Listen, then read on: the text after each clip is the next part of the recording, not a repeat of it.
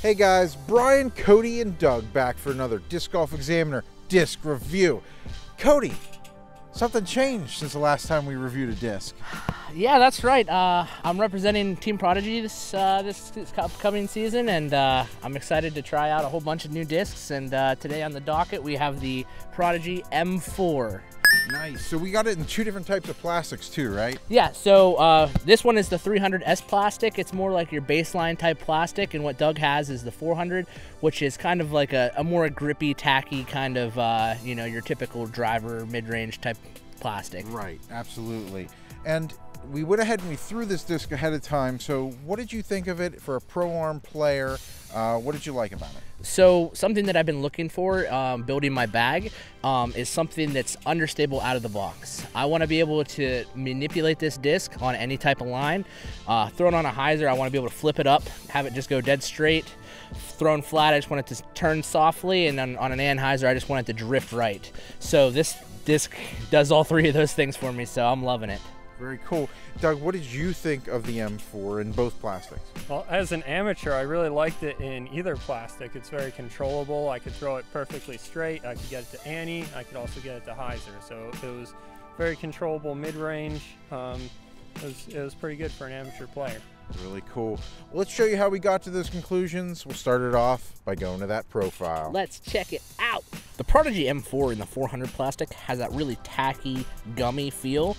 As far as the rim goes, it's a very neutral profile. It's not too thick, not too thin, and it's very comfortable in the hand. The Prodigy in the M4 300S plastic has that very baseline, chalky feel.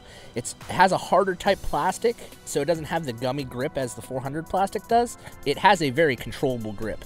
The M4 in both plastics have a pretty flat profile on top, no noticeable dome at all. When I threw the M4 in 400 plastic on a hyzer release, it held the hyzer the entire way. When I threw the M4 in 300 plastic with a hyzer release, it flipped to flat and stayed straight the entire flight. The M4 in the 400 plastic on a hyzer flipped up to flat and rode pretty straight the rest of the flight.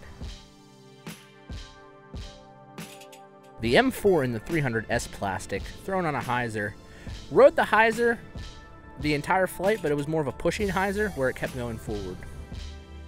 When I threw the M4 in 400 plastic, it went straight and didn't hyzer at the end. When I threw the M4 in 300 plastic on a flat release, it went perfectly straight the entire flight.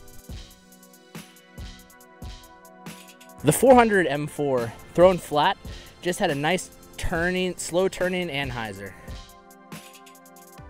The M4 in the 300S plastic, thrown flat, went relatively straight for the most of the flight, and then just slightly turned to the right at the very end.